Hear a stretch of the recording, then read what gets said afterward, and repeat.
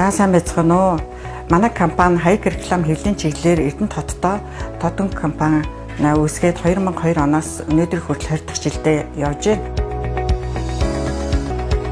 2021 оны 9 сард манай компани ажлын байранд зарласан, тэрэнд оролцоо төсөлд хамрагдсан 2 залуу ажилд орсон. Нэг нь захиалгын менежерээр, нэг нь болохоор самбарлагчаар ажилд орсон.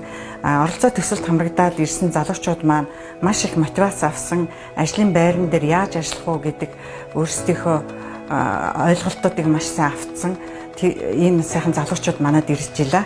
Энэ хэд маань анх ажлын байрныхаа соёлтой нийцэхдээ бол маш хурдан нийцэжсэн. Одоо жирийн ажилчдыг авахаас илүүтэйгээр эдгээр маань байгууллагын соёлд бол маш хурдан нийцэжсэнээр бол илүү давуу байна гэж би олж харсан. Үнэхээр ажил олгогчтой ч адилхан, ажилтнтай ч адилхан маш гоё бэлдэж орж ирж байгаа гэдэг утгаараа илүү давуу юм байна гэж харагдсан манай байгууллагын хувьд.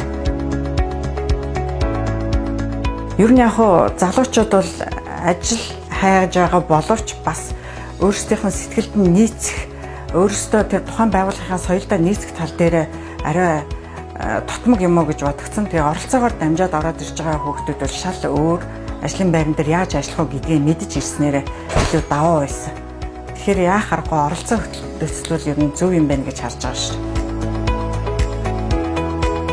Ямар ч байсан оролцоо төслөөс ирж байгаа хүүхдүүдийг авах сонирхолтой байна. Яагаад гэвэл тэднийгээ дадлагжуулаад аваад явхад илүү дөхөн хөнгөн болж ирж байна. Тэгэхээр бол хамтарч ажиллах бол билээ.